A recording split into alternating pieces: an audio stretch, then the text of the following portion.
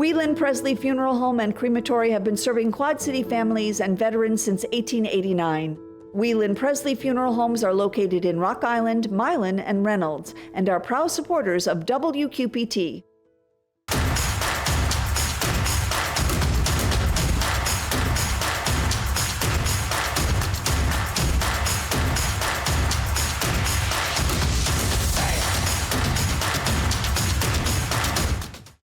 Alternatives is a proud supporter of WQPT and has been serving our community for 40 years. Alternatives provides professional guidance to maintain independence and quality of life for older adults and adults with disabilities. Moline turns 150 years old, but what's been lost? And the run with Carl continues as a lost life continues to help others thrive in the cities.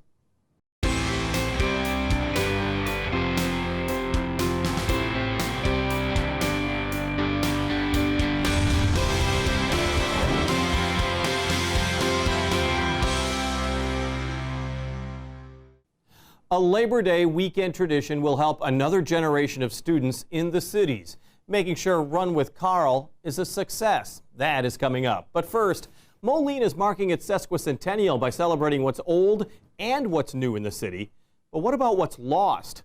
For decades, cities large and small turned their backs on some of the architecture that actually made their cities unique. Sometimes, due to neglect or expense, there was no choice. Other times, it was just easier to knock a building down than to save it. And still other times, historical significance of a building was simply ignored in the name of progress.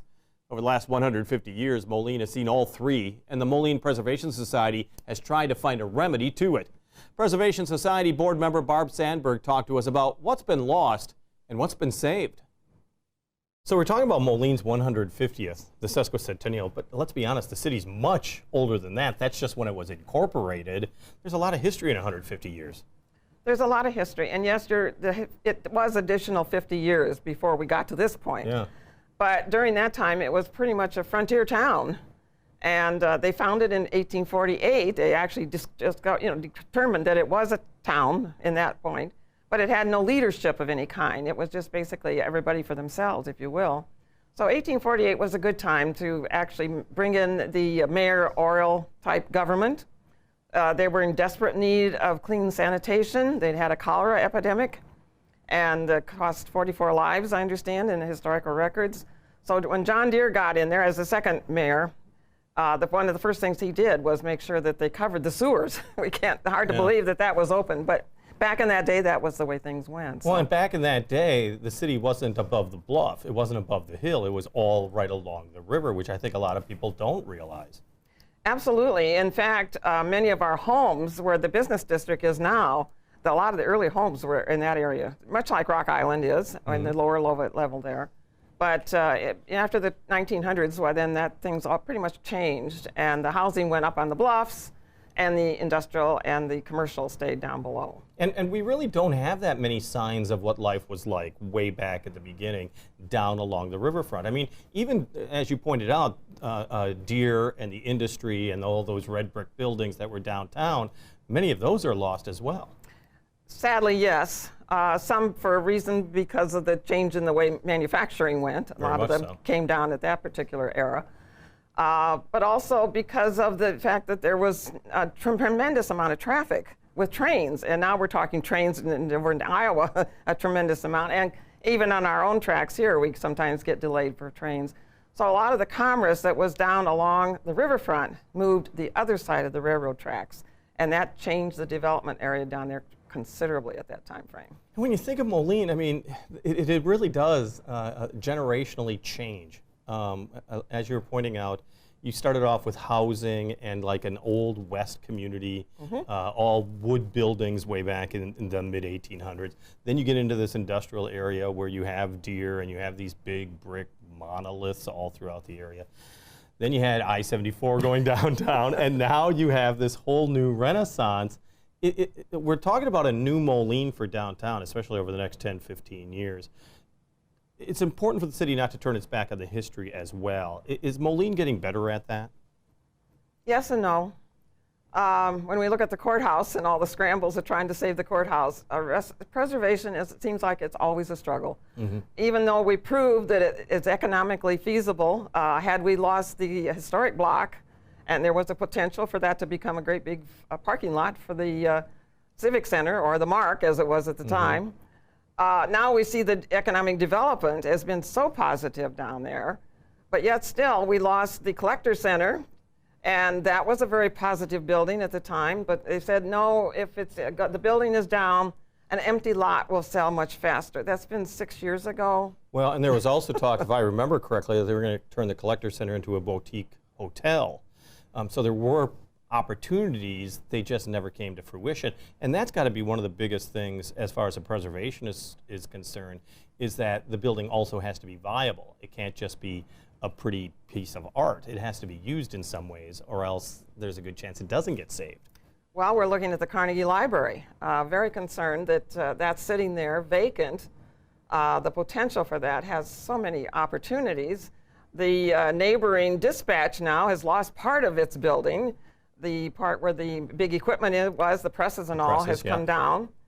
We understood that. I mean, that there was really nothing much they could do with that as it stood. And the old building has all been covered with other type of facade covering on it. So that's interesting to see what will be developed in that particular thing. But anyway, the Carnegie is one thing that we really want to see a positive change in, hopefully in the next year or two. We've got that Access Hotel right there across the street from it. Surely we could make something that would be beneficial to both of those. Do you think that investors and developers and city officials now really do have a greater appreciation than they did like when you first got started 20, 25 years ago? 25 years ago, that's right, that's true. They listen to us, but they don't always do as we would like them to do and we would think is positive. But I do think that the mayor that we have now and our city administrator are very positive. They look, I think, in a positive manner to the economic development. The developers that come in, of course, always want parking. They have to have parking for housing especially. But there has to be some infill as well to try to make it more cohesive. We're talking about the new I-74 bridge, and one of the things that was lost with the new I-74 bridge, the old house was able to be saved. That was the good news. The Wilson House. The Wilson House, thank you, which was an absolutely beautiful house. Could not save the train depot. That was going to go to Western Illinois University. That fell through. It couldn't be moved to the west because the bridge was there. So it was really locked into where it was. Everything was lost but one thing. We managed to save, thanks to the people that were doing the demolition.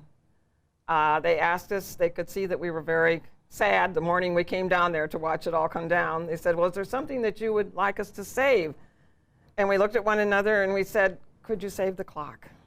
It was an icon of the building, very unique, and it had decorative stones around it. They're concrete, actually. They're not stone, but they're concrete pieces. And she said, well, I've got a lift, and I've got a chisel and a hammer. And she said, I think, Casey was her name, and she says, I'll see if I can save it for you. And bless her, she did. She saved it for us. So we've had it in storage now for, what we're looking on to several years, 3 or 4 years now. And we've come up with a rendering now of what we would like to see incorporated with this salvage clock. Mike McNeil and Carm Sinatra both volunteered their architectural expertise, and I think we've got a beautiful rendering now to put together. So we've got a salvaged funding of $90,000 to go towards this. When we were unable to save the depot, the people that had generously contributed to our funding, we gave them a choice. Would you like your money back, or could we put it towards the restoration of the clock? Because we had that vision at the time, knowing that we had salvaged it. And 90% of them said, keep the money. So we are going forward on a $150,000 project with a $90,000 reserve, which is very, very, very good. And we're looking now positively at somewhere close to the new I-74 bridge, possibly west of the Spiegel building. There's a green space there. It says Moline across the front, boldly lettered on there, and we'll have a picture of the former depot incorporated in there and some history as well. So And it'll be almost a welcoming sign. I mean, that's I think what it can would be. make great. And that would be near where the depot was, originally. So I mean, that's kind of nice and symbolic as well. That's not the only big building that's being saved, so to speak. There's also a school building that's long forgotten, often neglected, that you're hoping has new life in Moline. The McKinley School, grade school, that sits up on the hillside off of 5th Avenue and approximately 41st Street in Moline, has a magnificent view of the Mississippi River Valley, where it sits now. It was sold from the schools when it closed to a gentleman who's owned it for over 20 years now. And he's used it mostly for storage and for his own pleasure, if you will. But he's had multiple difficulties with vagrants and vandals getting in there. Right.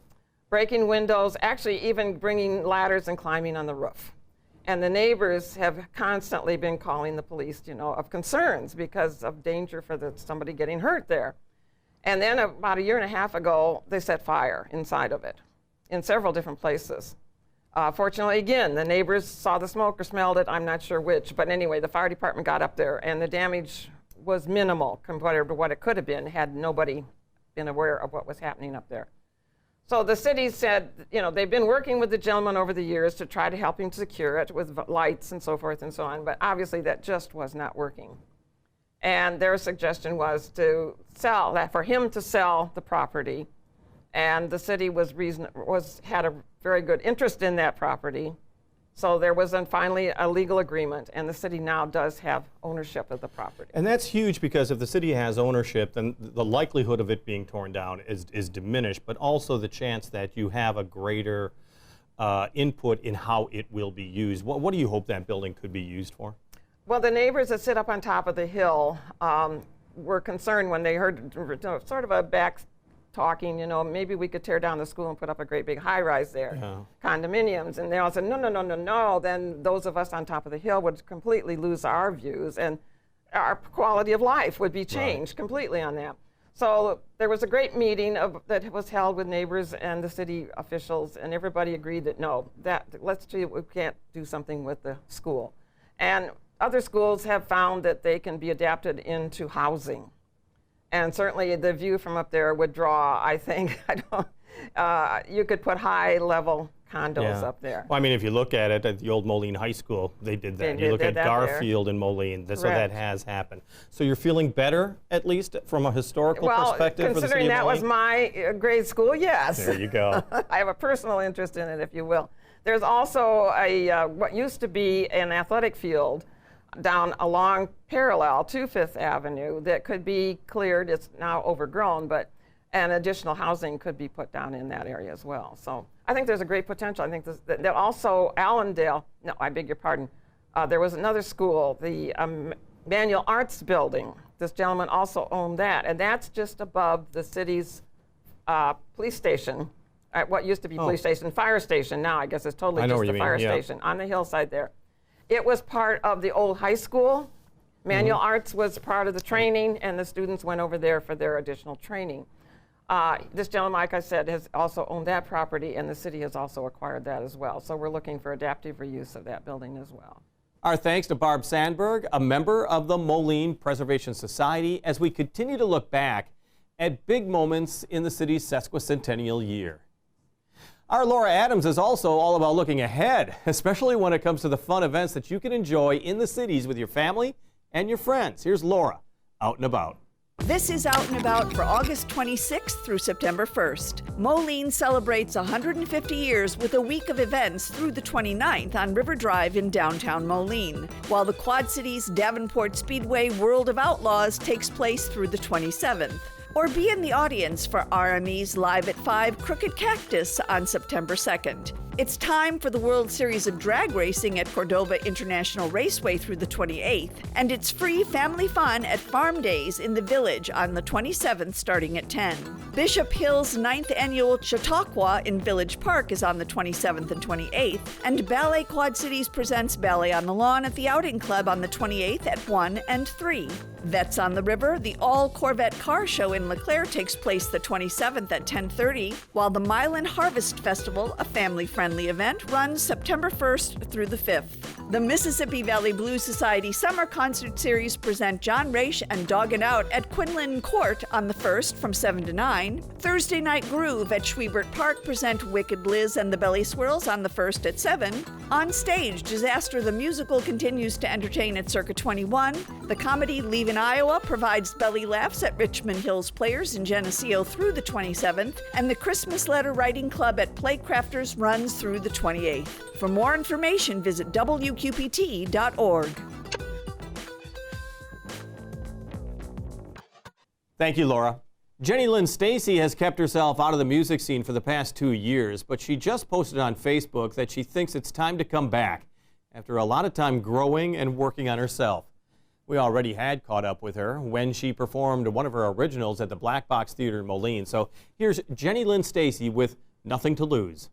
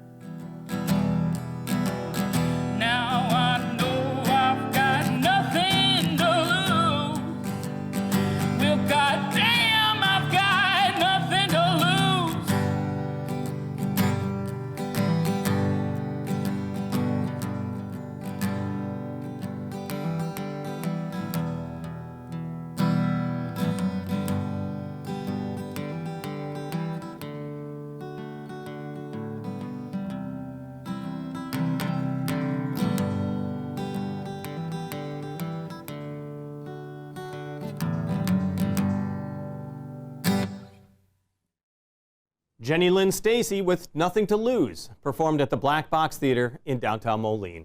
This Labor Day weekend, hundreds of people will lace their shoes and go for a run, but not just any run. It's the 28th year of the Run with Carl, named after the Pleasant Valley track athlete who was killed near the village of Davenport in a tragic incident outside a Civil War reenactment.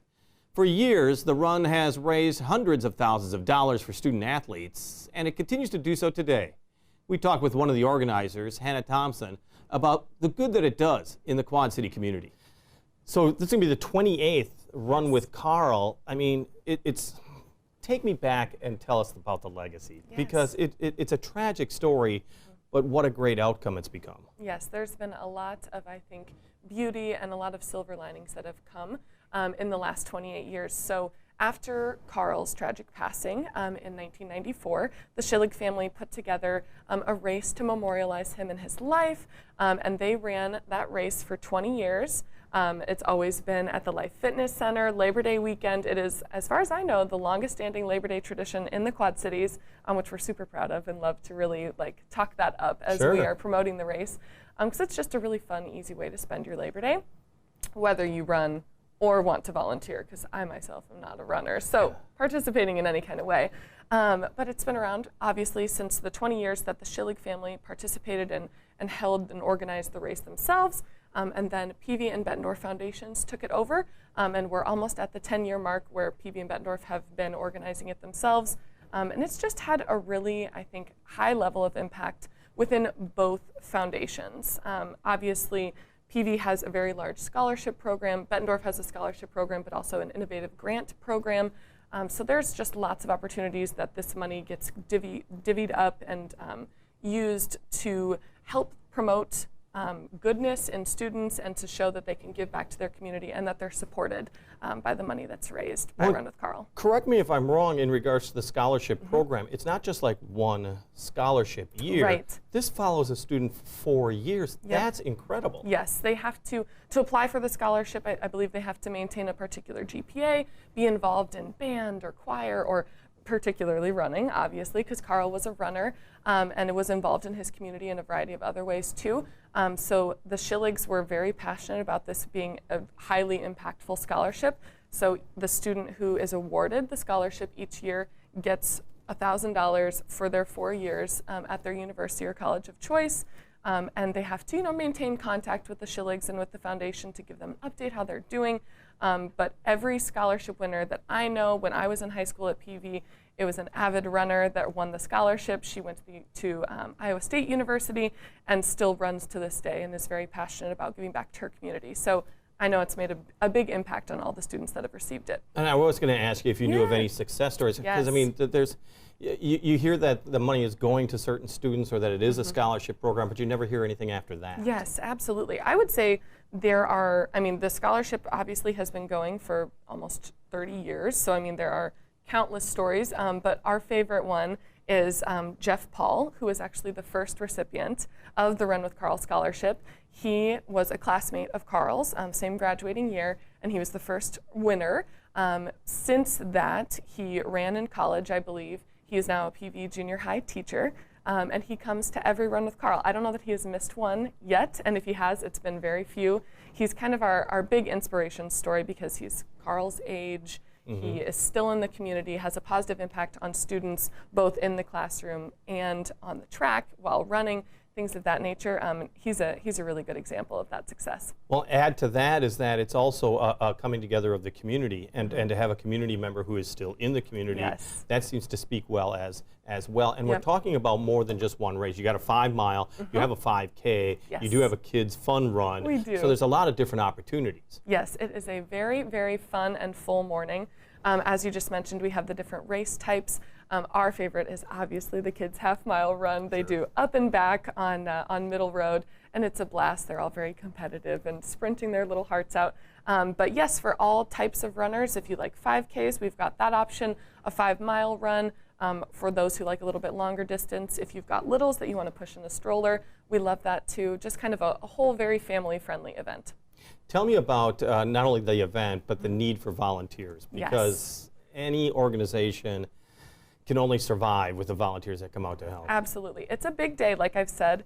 So we typically have about 100 volunteers that we need, whether that be packet pickup on the couple days beforehand, race control, water stops, food, handing out after the race to those who are back in the parking lot at the Life Fitness Center. It's a pretty big ordeal. So we are absolutely looking for community volunteers who are maybe a little bit less running minded, but still want to do some good on their Labor Day. It's not very much time. We start pretty early, around 7:30 in the morning, and typically you'll be done and out of there before 10 o'clock. Because the people who win the 5K and 5 mile are speedy and will get done very quickly. So we absolutely, community assistance is what we need to make it go off without a hitch. As you well pointed out, the Schillig family was very actively involved, organized it, but then it just got to be, as you said, 20 years, and it became bigger and bigger and bigger.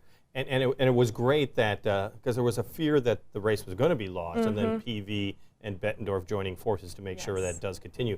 But it is important to point out, as you mentioned, is that the Schillig family is still involved, and also that in so many different ways the people that receive these scholarships still have some kind of contact with the family. Absolutely, yes, they do. and we cherish the involvement of the Schillig family. They're wonderful people, and they always support us. They're always commenting on things on social media, and they attend meetings with us. They are really, truly, salt of the earth, really lovely folks. And it's all of our pleasures. I think anybody, I used to work for Pleasant Valley, so I was more tied to the race in a kind of job duty way. But even not working there anymore, it's still something I'm passionate about because they're just wonderful people and you want to help carry on Carl's legacy. Well, and as you pointed out, it's not only scholarships, but there's also this innovative classroom grants. Yes. Tell me a little bit about that, because it is kind of neat that you're helping students and their future, but you're also helping teachers right now. Yes, absolutely. So scholarship portion of the funding that we do for Run with Carl is just that. It's helping students in their next steps with their education and what they want to pursue for their futures. But we are also super happy and proud to provide funding for the Innovative Grant Program through the Bettendorf Community Foundation, Bettendorf Community Schools Foundation, where they are providing opportunities for teachers to apply for grants to get additional and extended learning opportunities for their students in the classroom right now. It's a really great way to provide just a little bit of extra that maybe the district doesn't have the additional funding for, and different things like that. So we're really proud to be part of that as well. Let's talk about registration then, because once again, the Kids Run starts, I believe, at 7:45. What do you suggest to people as far as registration in advance and getting their day of? Yes, you will save some money if you register in advance.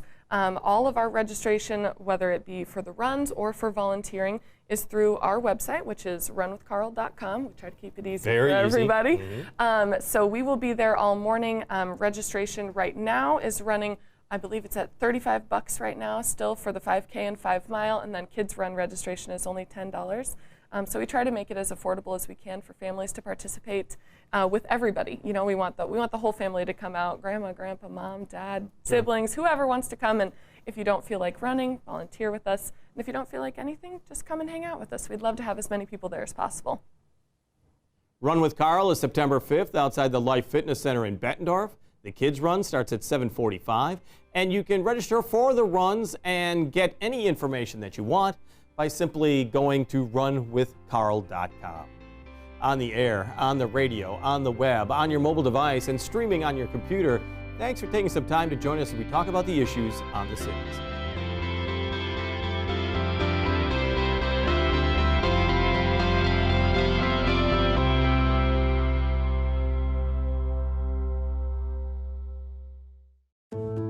Whelan Presley Funeral Home and Crematory have been serving Quad City families and veterans since 1889.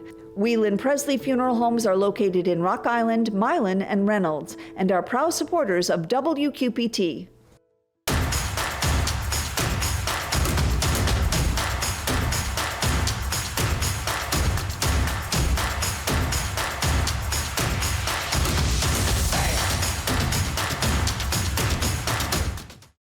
Alternatives is a proud supporter of WQPT and has been serving our community for 40 years. Alternatives provides professional guidance to maintain independence and quality of life for older adults and adults with disabilities.